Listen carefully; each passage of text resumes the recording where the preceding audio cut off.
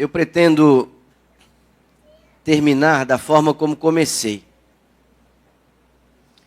considerando um aspecto essencial da trajetória do remanescente no tempo do fim. Ao longo de toda a semana nós perseguimos as pistas, estudamos, nós seguimos o curso da história, compreendemos algumas profecias, algumas características, fomos alertados quanto à urgência do tempo, também fomos exortados em relação ao nosso estilo de vida, fomos alertados também em relação ao inimigo, que desce cheio de ira contra aqueles que servem o Senhor, porque ele sabe que tem pouco tempo, ele já está derrotado. Tudo isso a gente considerou essa semana. E é possível que você lembre que no sábado passado, quando falávamos sobre a trajetória do povo de Deus entre a libertação do cativeiro e a terra prometida, entendendo que Israel era um símbolo de cada um de nós, nós consideramos na semana passada a necessidade de estarmos hidratados e tomarmos a água. E nós vimos que a água se estabelece como um símbolo do Espírito Santo, e é impossível nós fazermos a nossa trajetória sem tomarmos a água que é o Espírito Santo. Um dom extraordinário concedido à igreja, e ele foi conquistado, esse dom, o direito de ser dado à igreja, um poder que é dado. Isso foi conquistado porque a rocha foi ferida, a pessoa de Jesus Cristo teve o seu corpo machucado e dilacerado, para que pudesse conceder esse dom à igreja. Pois bem, eu não queria terminar muito diferente do que nós conversamos no sábado passado. Mas hoje nós vamos usar um outro símbolo para falar da mesma coisa. E eu vou pedir para que você abra a sua Bíblia no Evangelho de Mateus, no capítulo 25. Mateus, capítulo 25, tendo encontrado, vou pedir para você inclinar a sua cabeça mais uma vez. Amantíssimo Deus e Pai Celestial, nós te louvamos pela oportunidade que o Senhor nos dá de, nesta hora, neste lugar, nos apresentarmos diante da Tua face santa, majestosa, para que, em humildade, com o coração quebrantado, recebamos do Senhor as Suas mais ricas e necessárias bênçãos. Obrigado porque Tua palavra é luz para o nosso caminho. Obrigado porque o Senhor tem interesse no nosso bem-estar. Obrigado porque o Senhor não nos deixa à mercê da própria sorte. Obrigado porque o Senhor nos instrui, nos corrige, nos orienta. E obrigado porque Tua palavra nos garante que o Senhor nos ama com um amor mais forte do que a morte. Mais uma vez, esta igreja se coloca diante da Tua presença com a palavra aberta, e eles têm no colo esse tesouro extraordinário que são as Escrituras, e nós vamos estudar agora. Pedimos que o Teu Espírito governe os nossos sentimentos, as nossas intenções, que possamos entrar numa profunda sintonia com o Senhor neste momento.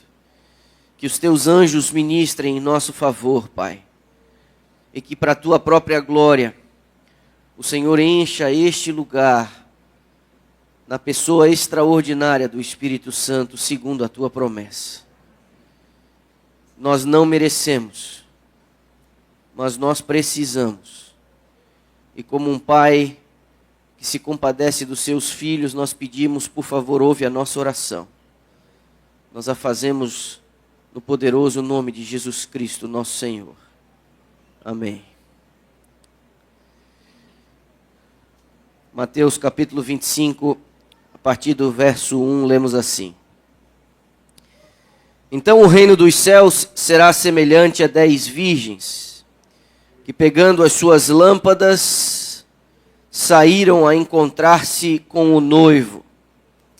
5 delas eram imprudentes e 5 prudentes. As imprudentes, ao pegar as suas lamparinas, não levaram óleo consigo. Mas as prudentes, além das lamparinas, levaram óleo nas vasilhas. E como o noivo estava demorando, todas ficaram sonolentas e adormeceram. Mas à meia-noite ouviu-se um grito: eis o noivo, saiam ao encontro dele. Então todas aquelas virgens se levantaram e prepararam as suas lâmpadas. E as imprudentes, verso 8, disseram às prudentes: deem a nós um pouco do óleo que vocês trouxeram, porque as nossas lamparinas estão se apagando. Mas as prudentes responderam: não, porque então vai faltar tanto para nós como para vocês. Vão aos que o vendem e comprem óleo para vocês. Verso 10. E saindo elas para comprar, chegou o noivo, e as que estavam preparadas entraram com ele para a festa do casamento. E fechou-se a porta. Mais tarde chegaram as virgens imprudentes, dizendo: Senhor, Senhor, abra a porta para nós. Mas o noivo respondeu: em verdade lhes digo que não as conheço. Portanto, vigiem, porque vocês não sabem o dia e nem a hora. Esta parábola, acho que bastante conhecida, se você tem um pouquinho de familiaridade com a Bíblia, é possível que você já tenha ouvido falar da parábola das 10 virgens. Ela está situada num contexto extremamente sensível. Somente Mateus registra esta parábola. Uma parábola que Jesus conta na semana em que ele morreu. E esta parábola ela fica entre outras duas parábolas. Se você observar no final do capítulo 24, você tem o Senhor e os servos. E na sequência da parábola das virgens, você vai ter a parábola dos talentos. E essa tríade, essas três parábolas, elas são um apelo à igreja à vigilância. Entenda que estas parábolas, elas não são dadas com um efeito primário de evangelização. Estas parábolas, elas são oferecidas àqueles que já foram evangelizados. São parábolas que se destinam a orientar a igreja. Esta parábola visa levar aqueles que aguardam o retorno de Jesus Cristo para que estejam preparados para esse encontro. Como eu disse, são parábolas como um forte apelo à vigilância e ao preparo. Os símbolos utilizados nessa parábola, para nós, eles se esclarecem quase que de maneira óbvia. Mas me permita apenas uma breve observação sobre como se dava um casamento naquela época e no contexto cultural onde Jesus estava inserido. Diferente das nossas cerimônias de casamento, onde você tem, às vezes, um contrato civil que ocorre dias antes, às vezes você tem uma cerimônia civil e religiosa juntas. As pessoas vêm num auditório, elas vêm num lugar como uma igreja, um salão, uma capela, ou às vezes ao ar livre. E você tem ali para testemunhar a união entre as pessoas, amigos, familiares, pessoas da comunidade. E a cerimônia de casamento, ela se dá naquela hora e meia.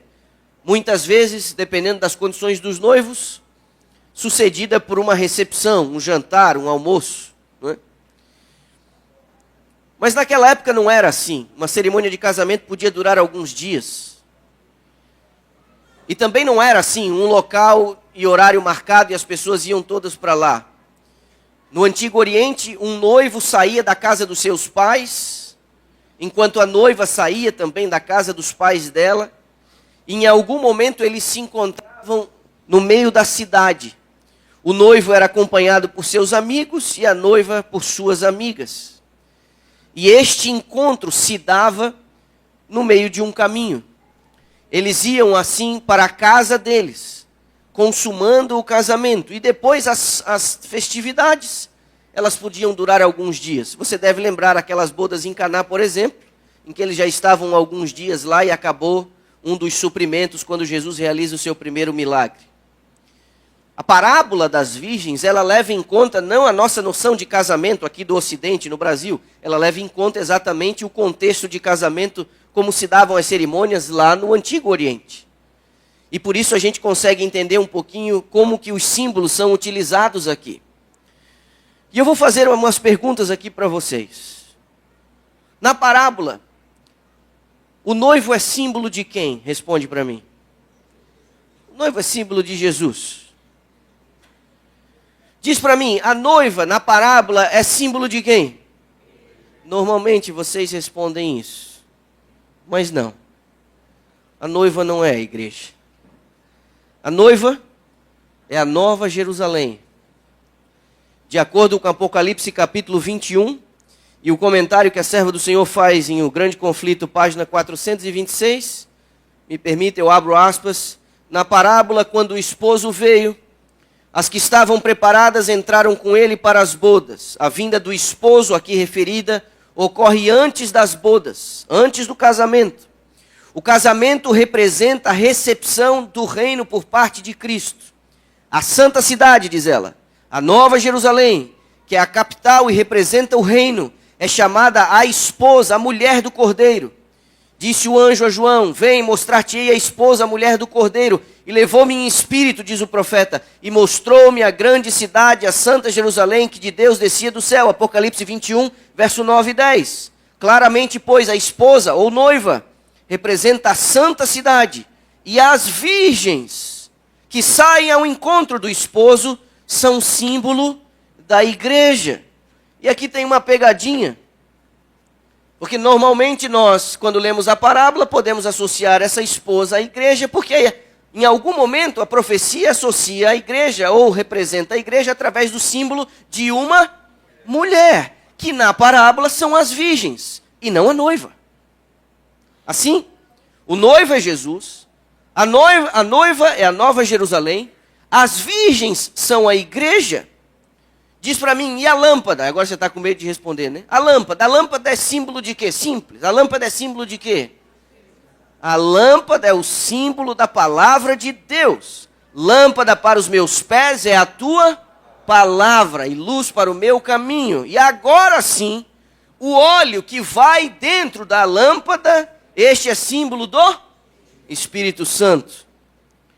O interessante é que nessa parábola, você tem representado aqui 10 figuras. Elas estão divididas em 2 grupos. Algumas versões as chamam de nécias, outras de imprudentes. E o outro grupo são chamadas de prudentes. Prudente porque está preparada. Imprudente porque está despreparada. Na parábola, as 10 virgens aguardam o noivo. Elas têm a mesma expectativa, elas têm a mesma esperança. Todas elas estão aguardando a vinda do noivo. Então responde para mim, das 10, quantas delas estão aguardando o noivo? Diz para mim. Todas. Todas estão aguardando o noivo. Todas têm a expectativa de se encontrar com o noivo. Todas têm a esperança de se encontrar com o noivo. Outra pergunta. Antes, uma colocação. A parábola diz que acaba que o noivo se atrasa. Tardando o noivo. É a expressão que Jesus utiliza. Tardando o noivo. Devido à tardança do noivo, há um tempo de cansaço. E a pergunta que eu faço a você, das 10 que aguardavam o noivo, quantas delas ficaram cansadas? Todas se cansaram da espera. E há um tempo de espera onde a fé é provada. Quantas das 10 pegaram no sono? Diga para mim. Todas. Todas elas aguardavam o noivo. Todas elas tinham a esperança de encontrar-se com ele. Todas as 10 acabaram cansando e todas as 10 pegaram no sono. Todas, sem exceção. Na parábola, todas. Mas à meia-noite ouviu-se um grito. A parábola é um apelo à vigilância, como eu mencionei no começo. Eles não previam uma espera tão longa. Mas Jesus estava dizendo, através dessas 3 parábolas, especialmente dessa, vocês precisam estar preparados para uma possível demora. Agora diga para mim, Se as 10 aguardavam a vinda do noivo, se as 10 esperavam o noivo, se as 10 acabaram se cansando e adormecendo, quantas das 10 tinham a lâmpada? Diga para mim. Todas elas. E se a lâmpada é um símbolo da palavra de Deus, dessas 10, quantas das 10 tinham familiaridade com a palavra? Diga para mim. Todas elas. Nós não estamos falando aqui ou fazendo uma distinção entre justos e ímpios, entre crentes e descrentes. Todas elas eram crentes. Todas elas tinham a palavra. Todas elas eram esclarecidas. Todas elas aguardavam o noivo. Todas elas cansaram. Todas elas adormeceram. A diferença de 5 para as outras 5 não tinha que ver com a esperança, não tinha que ver com o conhecimento. A diferença entre as prudentes e as imprudentes consistia em apenas uma única coisa: preparo. Todas elas sabiam o que precisavam fazer, mas nem todas elas possuíam o suprimento que lhes daria condições de aguardar um pouquinho mais a chegada do noivo. Meus irmãos, numa crise o caráter é revelado. É quando a coisa aperta que a gente mostra quem de fato a gente é.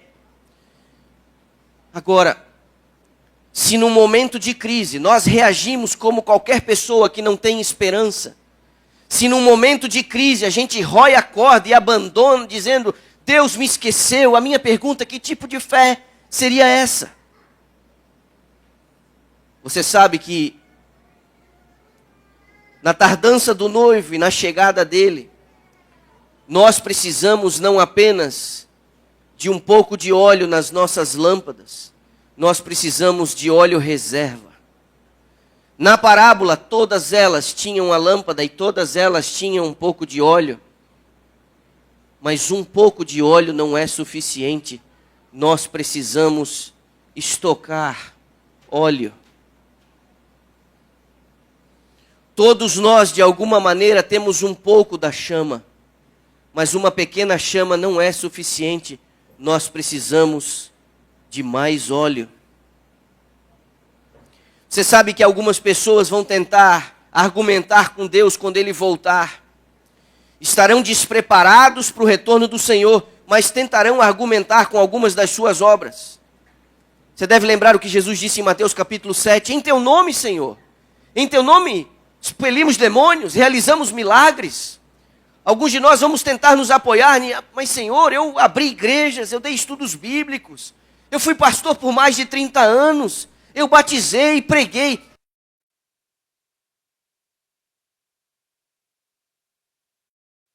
Quando Ele voltar, eu não estou dizendo que as obras não são importantes, elas são uma evidência da fé, mas para efeito de salvação elas não nos dão nenhuma vantagem.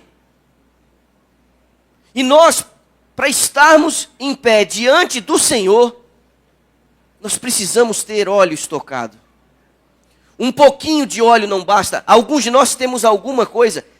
Quem sabe a pequena chama que ainda temos no nosso coração, quem sabe a pequena chama que ainda arde em nós, possa fazer com que a gente vá aos trancos e barrancos, levando a nossa vida cristã. Mas, meus irmãos, isso não é suficiente.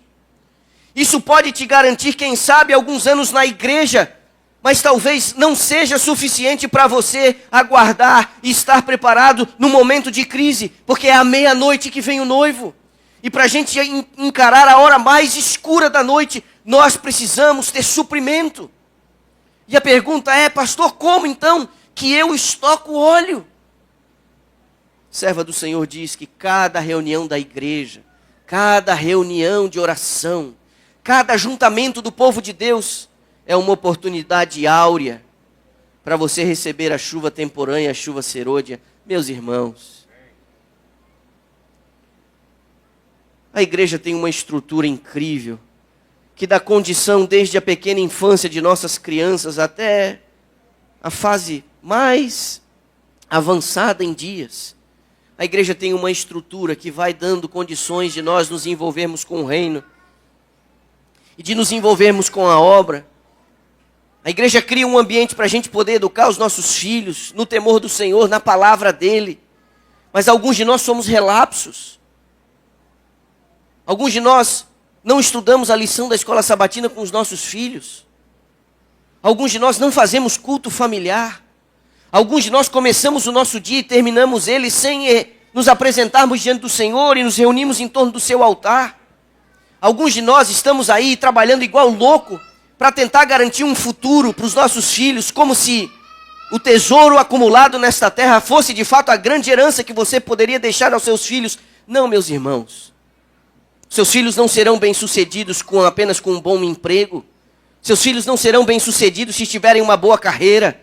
Se forem respeitáveis na sociedade e grandes segundo o padrão humano, os seus filhos serão bem-sucedidos se eles aprenderem a temer o Senhor. Nós precisamos nos preparar para a volta de Jesus.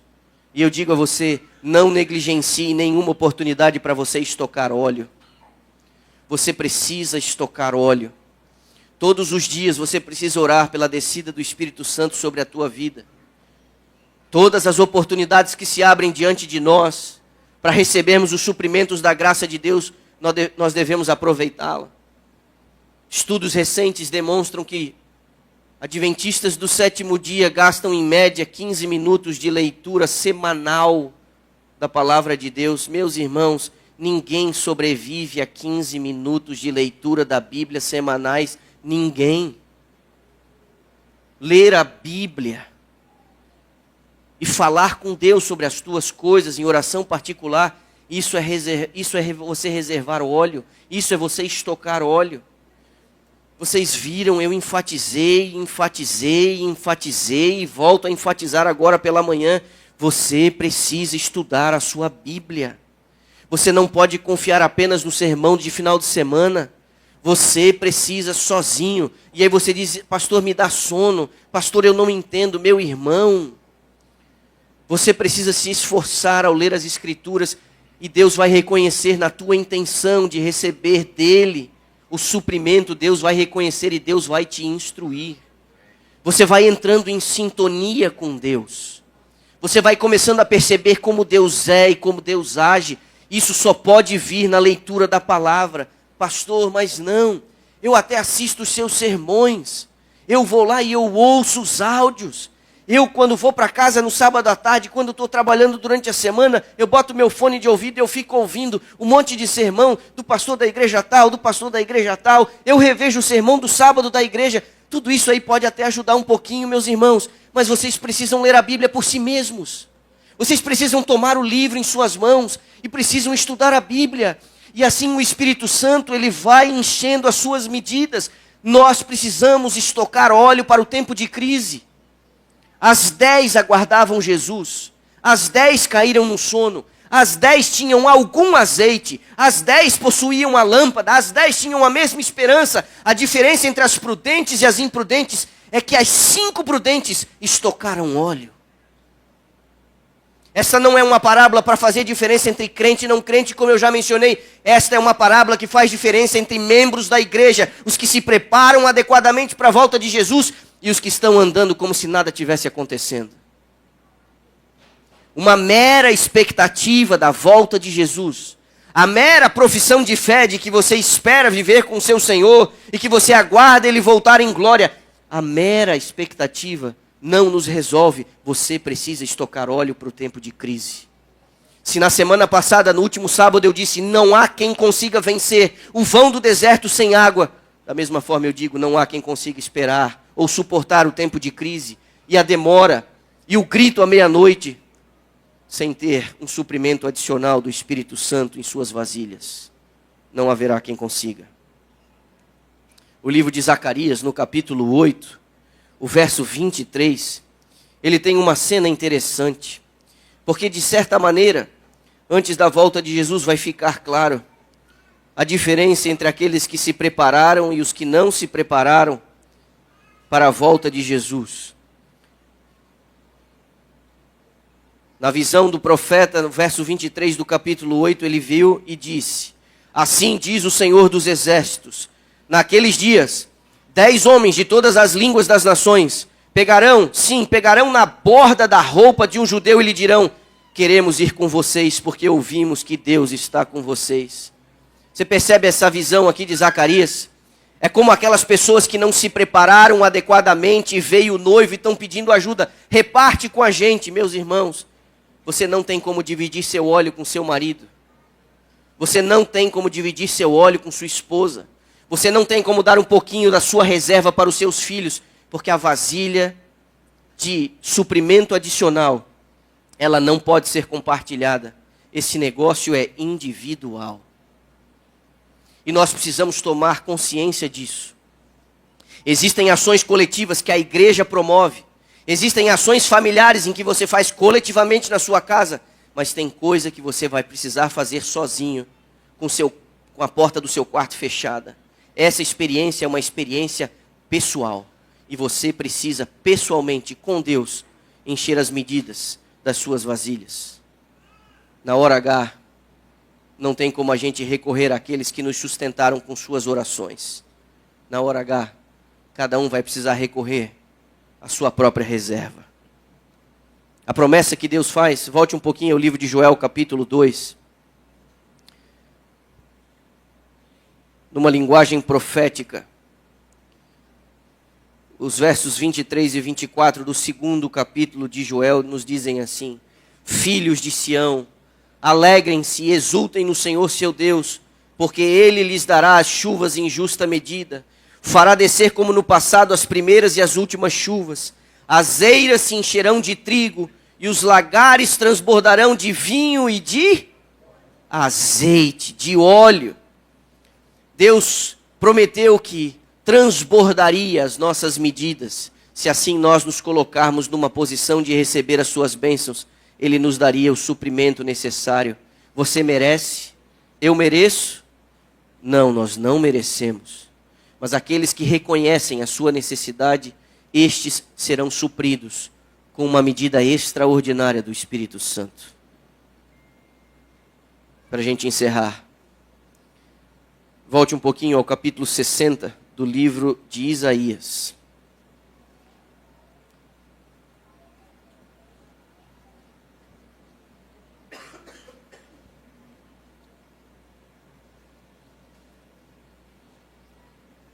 Capítulo 60 do livro de Isaías. Eu chamo a sua atenção para os 2 primeiros versos. Levante-se, resplandeça, porque já vem a sua luz, e a glória do Senhor está raiando sobre você. As trevas cobrem a terra, e a escuridão envolve os povos, mas sobre você aparece resplandecente o Senhor, e a sua glória já está brilhando sobre você. Meus irmãos, você diz amém?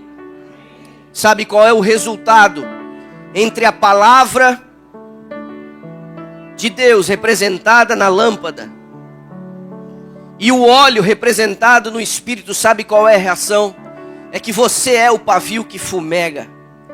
Você é a evidência clara e nítida de como a palavra reage no Espírito. E na chama da sua vida, Deus há de iluminar os povos e o mundo.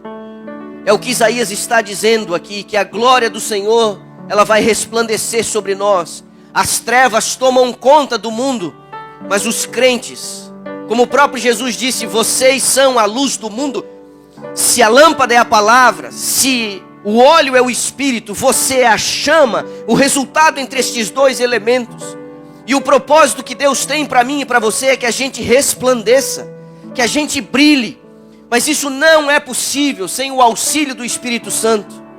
E a chama, a pequena chama que sustenta a nossa vida hoje, não é suficiente. Então o meu apelo a você é: estoque óleo.